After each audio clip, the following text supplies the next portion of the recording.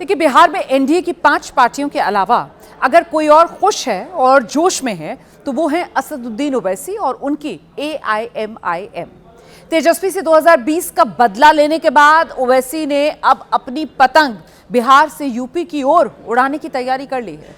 UP में 2027 के चुनाव में अभी वक्त है, लेकिन असदुद्दीन ओवैसी ने अखिलेश यादव को अभी से अल्टीमेटम दिया है कि वो 2027 में तैयारी में हैं।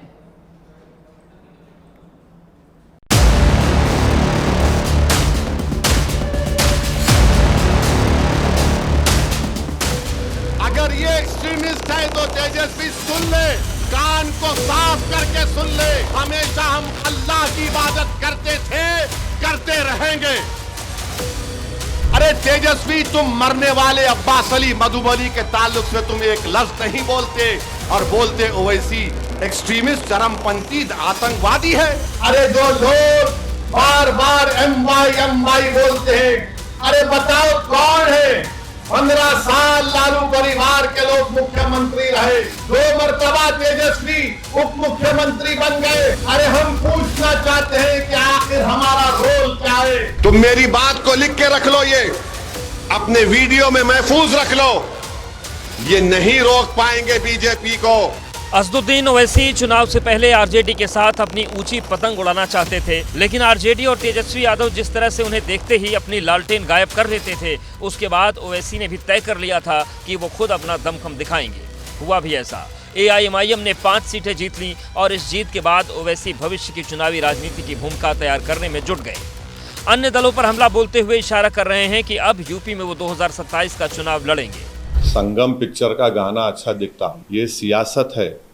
मैं अपनी पार्टी को लेके आगे बढ़ना चाहता हूँ। मैं किसी के इंतजार में या फिराक में नहीं ठहर सकता। मेरे को अपनी पार्टी को जब लेके हम बिहार जा रहे हैं, उत्तर प्रदेश में काम हो रहा है शौकत साहब की क़यादत में। बिहार में एआईएमआईएम ने 28 सीटों पर चुनाव लड़ा, लेकिन अब वो यूपी में कम से कम 200 सीटों पर टक्कर देने की तैयारी में अभी से ही जुट रहे हैं।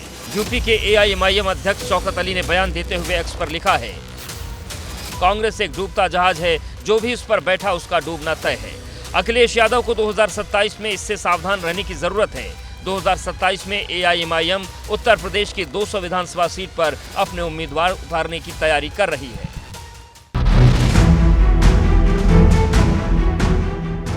ओवैसी बिहार चुनाव की शुरुआत में चाहते थे कि आरजेडी से उनका तालमेल हो जाए, लेकिन महागठबंधन के सीएम चेहरे तेजस्वी यादव ने ऐसा होने से रोक दिया, जिसके बाद ओवैसी ने समय खराब न करते हुए बड़ा दांव खेला। हम भी नहीं चाहते थे कि एनडीए जीते, हम पूरी कोशिश किए। आप लेने को तैयार नहीं थे, उसके बावजूद भी हम पूरी कोशिश किए। और अगर नीतीश कुमार को हम मुबारकबाद भी देते हैं, और अगर वो वाकई में सीमांचल और बिहार का सही विकास करना चाह रहे तो हम कंस्ट्रक्टिव कोऑपरेशन करेंगे ताकि सीमांचल में खास तौर से इंसाफ हो सके। अब ओवैसी का जोश इतना हाई है कि वो यूपी में अकेले दम पर ही चुनाव मैदान में पतंग उड़ाना चाहते हैं। दरअसल ओवैसी अच्छे से जानते हैं कि यूपी में मुस्लिम बाहुल्य सीटों पर सीमांचल की सफलता दोहराई जा सकती है। उत्तर प्रदेश में 31 विधानसभा सीटों पर 25% से ज्यादा मुस्लिम आबादी है। 23 जिले ऐसे हैं जहां पर 20% से ज्यादा मुस्लिम हैं। मुस्लिमों की आबादी यहां हार जीत में अहम फैक्टर है। उत्तर प्रदेश में एआईएमआईएम का पूरा ध्यान मुस्लिम और दलित के गठजोड़ पर होगा, जो अखिलेश यादव की पीडीए में सेंधमारी कर सकती है। 2022 में समाजवादी पार्टी को मुस्लिमों का 79% वोट मिला था, जबकि बीजेपी को सिर्फ 8% वोट मिला। बीएसपी को 6% मुस्लिम वोट गया था। हालांकि महागठबंधन की बिहार में करारी हार के बाद समाजवादी पार्टी के नेता अभी से ही अखिलेश को सलाह दे रहे हैं कि साइकिल तेज दौड़ानी है तो ओवैसी की पतंग उड़ाने में मदद करनी होगी। मैं अपने राष्ट्रीय अध्यक्ष से खुल के बात करता हूँ और करूंगा। मेरी राय यही है कि गठबंधन में उनको रहना चाहिए। तेजस्वी, तुम उम्र के भी कच्चे हो, दिमाग के भी कच्चे हो और जबान के नंबर 1 के झूठे हो। मुस्लिम यादव जहां ओवैसी आ गया वो गया। क्यों बोलता है वो? समाजवादी पार्टी के नेता ने बिहार चुनाव के दौरान तेजस्वी पर ओवैसी का जुबानी हमला जरूर देखा होगा, जिसके बाद अभी से ही यूपी की चुनावी सियासत का नया गणित तैयार होता दिख रहा है।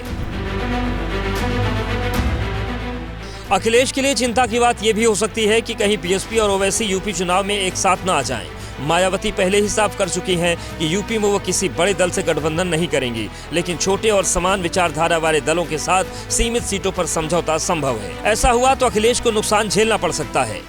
बिहार के चुनाव से उत्तर प्रदेश प्रभावित नहीं होगा, बल्कि उत्तर प्रदेश के लोग सजग हो जाएंगे। भारतीय जनता पार्टी संगठन और सरकार के चुनाव आयोग सहित जितने भी यंत्र तंत्र हैं उससे लड़ने के लिए 2027 को लेकर अभी से ही चुनावी समीकरण बैठाने की कोशिश होती दिखना और ओवैसी का हाई जोश यूपी के चुनाव को कैसे दिलचस्प बनाएगा, अब इस पर भी नजर रहेगी।